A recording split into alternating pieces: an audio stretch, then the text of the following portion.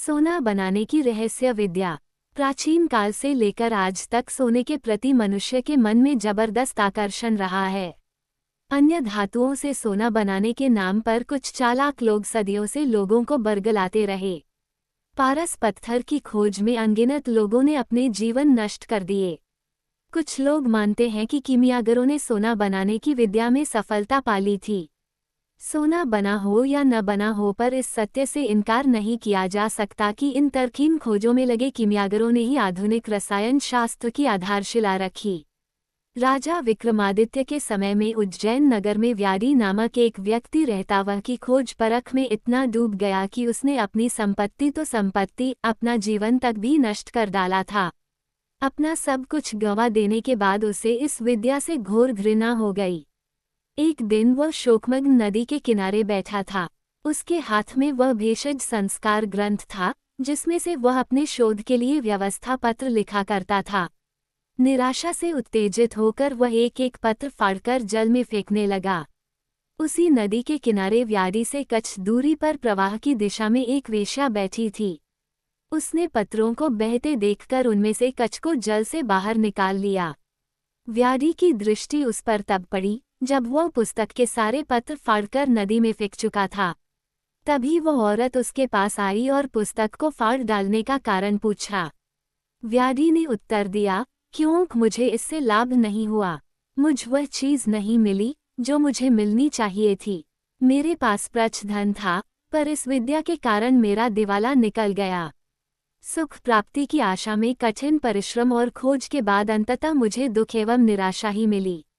इसलिए मुझे इस विद्या से है घृणा हो गई है। ये सुनकर वह औरत बोली, उस कार्य को मत छोड़ो जिसमें तुमने अपना जीवन लगा दिया है। जो सत्य है उस पर आपको संदेह नहीं करना चाहिए। ऋषियों का ज्ञान मिथ्या नहीं हो सकता।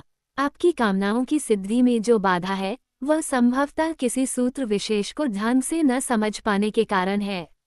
कोशिश करने पर वह बाधा निश्चय ही किसी न किसी दिन दूर हो जाएगी। मेरे पास बहुत सा धन है जिसका मेरे पास कोई उपयोग नहीं है। आप वह धन ले लें और पुनः प्रयास करें, सफलता अवश्य मिलेगी। प्रोत्साहन पाकर व्यारी के मन में पुनः आशा का संचार हुआ। वो उस वेश्या से धन लेकर पुनः रसायन विद्या के रहस्यों की खोज में जुट गया। दरअसल वह सोना बनाने की रासायनिक विधियों की खोज कर रहा था।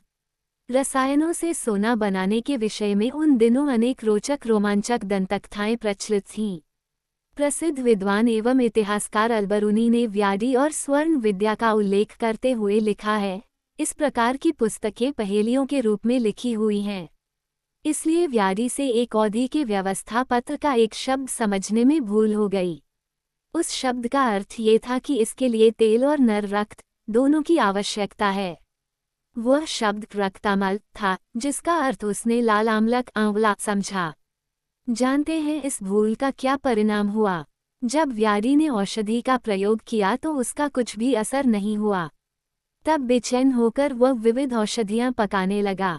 इस क्रिया में अग्नि शिखा उसके सिर से छू गई और उसका सिर जल गया। इसलिए उसने अपनी खोपड़ी पर बहुत सा तेल डाल लिया और उसको मला। फिर वह किसी काम के लिए भट्ठी के पास से उठकर बाहर जाने लगा। उसके सिर के ऊपर छत में एक कील बाहर को निकली हुई थी। उसका सिर उसमें लगा और रक्त बहने लगा।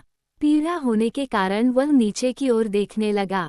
उससे तेल के साथ मिले रक्त की कुछ बूंदें उसकी खोपड़ी के ऊपरी भाग से देगची में गिर पड़ीं। लेकिन व्यारी ने उन बूंदों को गिरते नहीं देखा। फिर जब देगची में रसायन पक गया तो उसने और उसकी पत्नी ने परीक्षा करने के लिए रसायन अपने शरीरों पर मल लिया। इस क्रिया से आश्चर्यजनक प्रतिक्रिया उत्पन्न हुई। जानते हैं क्या हुआ? वे दोनों बाएं में उड़ने लगे। राजा विक्रमादित्य इस अविश्वसनीय घटना को सुनकर अपने महल से बाहर निकले और अपनी आंखों से उन्हें देखने के लिए प्रांगण में आ गए। राजा को देखते ही उड़ते हुए व्यारी ने आवाज लगाई, मेरी ओर देखते हुए मुंह खोलो। राजा ऐसा क्यों करते? उन्होंने मुंह नहीं खोला। व्यारी के मुंह में तो कुछ भरा हुआ था जिसे वह थूकना चाहता था। उसने उड़ते उड़ते जो थूका वह महल के प्रवेश द्वार के पास गिरा। आश्चर्य की द्वार के पास जो वस्तु गिरी वह खरे सोने के रूप में थी। ऐसी ही अनेक दंतकथाएं स्वर्ण विद्या यानी किमियाग्री को लेकर प्रचलित रही हैं। इन्हीं कथाओं और रसायन शास्त्र की स्वर्ण विद्या से संबंधित भ्रामक उल्लेखों ने रहस्यमय एवं अनोखा आकर्षण उत्पन्न कर रखा था।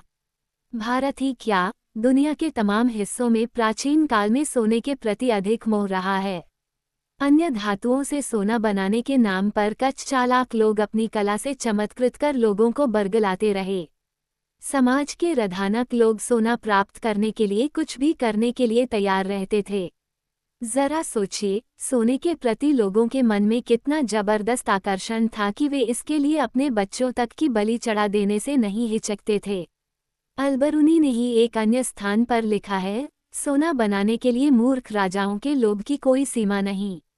यदि उनमें से किसी एक को सोना बनाने की इच्छा हो और लोग उसे यह परामर्श दे कि इसके लिए कुछ छोटे छोटे सुंदर बालकों का वध आवश्यक है, तो वे राक्षस ये पाप करने से नहीं रुकेंगे, वे उन्हें जलती आग में फेंक देंगे। क्या ही अच्छा हो रयाद इस विद्या को पृथ्वी की सबसे औरम सीमाओं से दूर ऐसे स्थान पर निर्वासित कर दिया जाए जहां से इसे कोई प्राप्त न कर सके। वैसे ये सत्य है कि सोना बनाने की रासायनिक संभावनाएं और तर्कहीन खोजें ही अर्धानक रसायन शास्त्र का आधार बनी। पारस पत्थर से सोना बनाने की कल्पना भी अत्यंत रोमानी थी, लेकिन सदियों तक भटकने के बाद भी किमियागरों को पारस पत्थर नहीं मिला। भारतीय रसायन के इतिहास में नागार्जुन एक अत्यंत महत्वपूर्ण नाम है। नागार्जुन के समय में पारे से चांदी और सोना बनाने में पारद का इतना उपयोग उल्लिखित था कि पारद का पर्यायी रस शब्द बन गया और लंबे अरसे तक रसायन पारद का ही शास्त्र रहा। तारबीज और हेमबीज, जिनकी सहायता से सामान्य पदार्थों से चांदी और सोना बनाया जा सके, भारत ही नहीं संसार के समस्त देशों में बनाए जाने लगे थे। हेमबीज के नाम पर इस विद्या को हेमवती विद्या भी कहा जाता था। नागार्जुन की ख्याति भारत से बाहर तिब्बत और चीन में भी फैली थी कि वह रस विद्या के पंडित थे और सोना बनाने की कला में दक्ष थे। कहा जाता है कि नागार्जुन विदर्भ देश के ब्राह्मण थे। बचपन में ही वह मगध के एक विहार में पहुंचकर बौद्ध भिक्ष हो गए थे। नालंदा में एक बार घोर दुर्भिक्ष पड़ा, बौद्धों का जीवन संकट में पड़ गया, अतः धनार्जन के लिए तमाम भिक्ष चारों ओर निकल पड़े। इसी प्रयास में किसी तपस्वी ने नागार्जुन को रसायन विद्या सिखाई और सामान्य धातुओं से सोना बनाना भी। अतः जब इस विद्या को सीखाकर नागार्जुन नालंदा पहुंचे, तब बौद्धों का अर्थ संकट समाप्त हो गया और बाद में नागार्जुन नालंदा के मुख्य अधिष्ठाता नियुक्त हुए। तिब्बत में ऐसे अनेक ग्रंथ पाए गए हैं जिनमें रसायन के विभिन्न प्रयोग किए गए हैं, पर इनमें सबसे अधिक महत्व का ग्रंथ बौद्ध तंत्र है, जिसके लेखक नागार्जुन माने जाते हैं। महायान संप्रदाय के इस तंत्र का नाम रस रत्नाकर है। रस रत्नाकर में नागार्जुन को एक महान सिद्ध बताया गया है। इस ग्रंथ में रसायन विद्या के विषयों का प्रतिपादन संवाद रूप में है। संवाद रत्नघोष नागार्जुन वत्यक्षिणी शालिवाहन और मांडव्य के बीच में चलता है। एक संवाद इस प्रकार है, रत्नघोष हाथ जोड़कर नागार्जुन के समक्ष उपस्थित है और रस कर्म संबंधी विद्या का याचक है। नागार्जुन उस पर प्रसन्न होकर उसे वचन देते हैं, जो तुम पूछोगे उसका उत्तर दूंगा। उन सब औषधियों को बताऊंगा जिनसे मुख की झुर्रियां दूर हों, बाल श्वेत न पड़े और बुढ़ापा न आए। नागार्जुन रहस्योद्घाटन करते हैं, जीवित प्राणियों के हित के लिए मैंने 12 वर्ष महाक्लेश सहते हुए साधना की, वत्यक्षिणी की सेवा की, तब मैंने दिव्य वाणी मुनि। उस वाणी ने मुझ पर प्रसन्न होकर कहा, महासिद्ध साधु, जो कुछ तुमने प्रार्थना की है वो सब मैं तुम्हें दूंगी। इसके उत्तर में नागार्जुन उससे याचना करते हैं, हे देवी, यदि आप मुझ पर प्रसन्न हैं तो मुझे रसबंध पारा बांधना की विधि बताइए, जो तीनों लोकों में दुर्लभ है। आगे एक संवाद में शालिवाहन कहता है, हे देवी, मैंने स्वर्ण और रत्न ये सब न्योछावर किए, अब मुझे आदेश दो। इस पर देवी ने कहा, साधु साधु, मैं तुझे वे विधियां बताऊंगी जिनको मांडव्य ने सिद्ध किया है। ऐसे ऐसे योग बताऊंगी जिनसे सिद्ध किए हुए पारे द्वारा साधारण तांबा और सीसा आदि धातुएं स्वर्ण बन जाती है। रत्नघोष ने कोटिबेधी महारस तैयार किया, जिसका 1 करोड़वां भाग सामान्य धातु को सोने में परिवर्तित कर सकता था। साथ ही यह रस शरीर को जरा मृत्यु की बाधाओं से मुक्ति भी दिलाने में समर्थ था। उक्त महारस के शोधन की कुछ विधियां दी गई हैं, जैसे राजावर्त शोधन, गंधक शोधन, रसक शोधन और दरद शोधन आदि। रस विद्या और तंत्र विद्या दोनों में साथ साथ दो धाराएं चल रही थीं। एक ओर सिद्ध तांत्रिक रोगमुक्ति और मृत्यु के भय से अमर काया की प्राप्ति के लिए धात शोधन करते थे, तो दूसरी ओर सोना बनाने का प्रयास भी करते थे। रस विद्या के आचार्य भी यही दोनों क्रियाएं करते थे। दरअसल इस तरह सोना तो कभी बन नहीं पाया। हाँ, कीमियागर लोगों को ठगने के लिए सोना बनाने का प्रदर्शन अवश्य करते रहे थे। कुछ कीमियागर सोना बनाने के नाम पर ठगी भी करते थे। ठग कीमियागर किसी शहर में प्रवेश करता और सोना बनाने की कला सिखाने का ढिढोरा पीटकर मच्छी खासी भीड़ इकट्ठी करता। फिर वह भट्टी गर्म करता, एक बर्तन में थोड़ा पारा डालकर उसमें एक गुप्त चूर्ण डालता था। जैसे ही बर्तन गर्म होता, कीमियागर शीशे की एक छत से पारा और उस गुप्त चूर्ण के मिश्रण को हिलाता था। पारा भाप बनकर उड़ जाता और बर्तन में सोना रहता था। धनी दर्शक इस दृश्य से प्रभावित और रोमांचित हो उठते। तब कीमियागर का गुप्त चूर्ण ऊंची कीमतों में बिकता और लोभी लोग खुशी खुशी सोना बनाने की अदम्य इच्छा और उत्साह लिए घर लौटते, पर उनसे सोना बन नहीं पाता था। जब तक वह कीमियागर तक लौट पाते, तब तक वह न जाने कहाँ चंपत हो चुका होता था। प्रश्न उठता है कि आखिर प्रदर्शन के दौरान कीमियागर कैसे सोना बना देता था। बात दरअसल ये होती थी कि कीमियागर शीशे की छड़ के एक सिरे को थोड़ा खोखला कर लेता था और उसमें पहले से थोड़ा सा सोना रख देता था और छड़ का मन मोम से चिपका दिया करता था। खोखले सिरे को वह चिराग किली से काला कर देता था, ताकि पहले से छिपाया हुआ सोना दिखाई न पड़े। पारे और गुप्त चूर्ण को गर्म बर्तन में हिलाते समय मोम पिघल जाता और सोना निकलकर पात्र में आ जाता था। पारा तो भाप बनकर उड़ जाता था और बच रहता था सोना। इस प्रकार चतुराई से सोना बनाने का प्रदर्शन कर कीमियागर लोगों को मूर्ख बनाते और अपने गुप्त चूर्ण, जो प्रायः खड़िया या सीसा हुआ करता था, की अच्छी कीमत वसूलते। अपने यहाँ सिद्धों तांत्रिकों ने इस मिथ्या विद्या को विकसित किया, तो पाश्चात्य जगत में यूनानी दार्शनिकों से प्रभावित होकर लोगों ने सोना बनाने के लिए उल जलूल हरकतें की। मिश्र धातुओं के बनने के दौरान कभी हल्का पीला रंग या कभी सफ़ेदी आ जाती, तो वे उसे सोना या चांदी बताकर पैसा ऐंठते और फिर चलते बनते।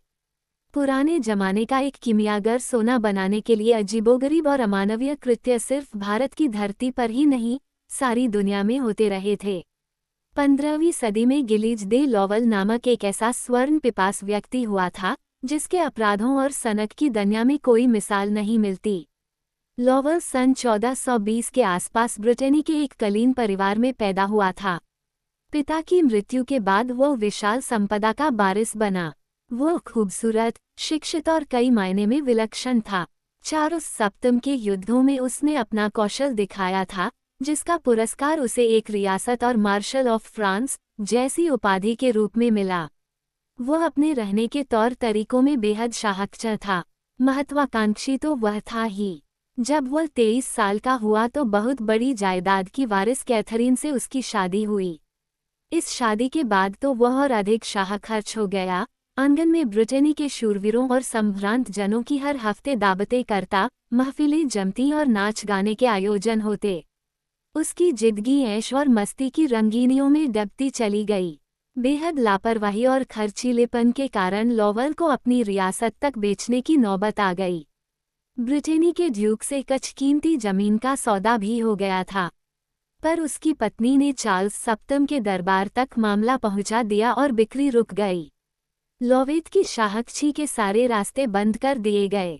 मार्शल होने के नाते उसे थोड़ा भत्ता अवश्य मिलता था, जिससे उसके खर्चों का 10वां हिस्सा भी पूरा न पड़ता। लेकिन अपनी आदतों से लाचार विलासी लॉवल अपने घुड़सवारों, विदूषकों, नर्तकियों और गायकों को कैसे छोड़ सकता था। धन प्राप्त करने के लिए अब उसका झुकाव अल्केमी यानी कीमियागरी की ओर हुआ। वह लोहे से सोना बनाकर ब्रिटेनी के कुलीनों में फिर से प्रतिष्ठित होना चाहता था। उसने इस विद्या के गुणियों को अपने यहाँ बुलाया। उसे रोजर नामक एक सहायक भी मिल गया। वही उसकी सनकों और घिनौने आनंदों का साथी बना। रोजर ने लॉवल की मुलाकात प्रेलाती नामक एक कीमियागर और एक डॉक्टर से कराई, जिसकी इस विद्या में पहले से गहरी रुचि थी। फिर क्या था, एक शानदार प्रयोगशाला स्थापित की गई। तीनों ने मिलकर तथाकथित फिलासफर्स स्टोन, पारस पत्थर की खोज भी शुरू की। सोना बनाने का यह अभियान 1 वर्ष तक चलता रहा और इस समस्त अभियान का खर्चा लॉवल ही देता रहा। लॉवल की कोठी में समय समय पर और भी कीमियागर यूरोप के कोने कोने से आते रहे। महीनों तक 20 कीमियागर एक साथ जुटकर तांबे से सोना बनाने का प्रयास करते रहे। ज्यों-ज्यों अवधि आगे खिंचती गई, लॉवल अपना धैर्य खोता गया। क्रोध में आकर अचानक उसने सभी को निकाल बाहर कर दिया। हाँ, पेलाती और डॉक्टर अब भी उसके साथी बने रहे।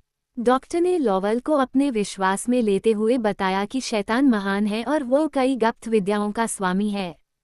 उसने ये भी वायदा किया कि वह शैतान से लविल का संपर्क करा देगा। इस चक्कर में आधी रात को वे पाम के जंगल में गए। वहां डॉक्टर ने एक जादुई घेरा खींचा और अंधेरे के राजकुमार शैतान के निमित्त लगातार कई क्रियाएं की। बीच बीच में वह ऐसी हरकतें करता जैसे वह किसी से आमने सामने बात कर रहा हो। यहाँ भी अंततः लॉवल का धैर्य जवाब दे गया। लॉवल ने खींचकर ढूंढ बंद करा दिया। फिर डॉक्टर ने उसे समझाया कि चीते के रूप में दरात्माओं के स्वामी ने उसे संदेश दिया है कि तुम स्पेन और अफ्रीका जाकर खास जड़ी बूटियां ले आओ, जो अन्यत्र नहीं मिलती हैं और जिनके रसायन से सोना बनाया जा सकता है। लॉवल ने फौरन उस डॉक्टर को पर्याप्त धन देकर जड़ी बूटियां लाने भेज दिया और फिर वह डॉक्टर कभी लौटा ही नहीं। इसके बावजूद लॉवल की सोना बनाने की भूख इतनी तीव्र थी कि वह पागलपन से बाज नहीं आया। अब वह शैतान की आराधना के नाम पर क्रूरतम अपराध करने लगा। इटालियन कीमियागर प्रेलाती फिर उसका सहयोगी बना, लेकिन उसने शर्त ये रखी कि इस बार सोना बनाने के नए अभियान में लॉवल अपनी टांग नहीं बढ़ाएगा और चुपचाप जरूरत की हर चीज उसे जुटाता रहेगा। इस गुप्त अभियान की अवधि में बालक और बालिकाओं के गायब होने की घटनाएं घटने लगीं और अफवाहें फैलने लगीं। अंततः चर्च को दखल देना पड़ा। मामले की छानबीन के लिए 4 जजों की समिति गठित की गई। लॉवल मुर्जारम करार दिया गया। उस पर न्यायाधीशों ने जादूगरी, अप्राकृतिक यौनाचार और बालक बालिकाओं की हत्या के अभियोग लगाए। अब ये प्रमाणित हो गया था कि लॉवल अपने उन्मादी आनंद और मोना प्राप्त करने के लिए अबोध बच्चों को गायब करके अमानवीय कृत्यों के बाद उनकी हत्या कर देता था। प्रेलाती ने न्यायाधीशों से क्षमायाचना करते हुए लॉवल केन के सारे रहस्य खोले और फिर लॉवल ने स्वयं भी सारा अपराध स्वीकार किया कि उसने 3 साल के दौरान उस इलाके के लगभग 100 अबोध बच्चों की बौल चढ़ा दी थी। वह बच्चों की बलि चढ़ाकर शैतान को खुश करना चाहता था, जिससे कि प्रसन्न होकर शैतान उसे फिलासफर्स स्टोन का रहस्य बता दे और फिर वह सोना बनाकर संपन्नता प्राप्त कर ले। 27 अक्टूबर 1440 को लॉवल को मृत्युदंड दे दिया गया था। नथाधिन स्वर्ण विद्या का रहस्य जानने और सोना बनाने के चक्कर में दिल दहला देने वाले अपराधी का अंत हुआ। बाद में रसायन विज्ञान की प्रगात के माथ कीमियागर की पोल खुलती गई और धीरे धीरे सदियों से चला आ रहा यह पागलपन का दौर समाप्त हुआ।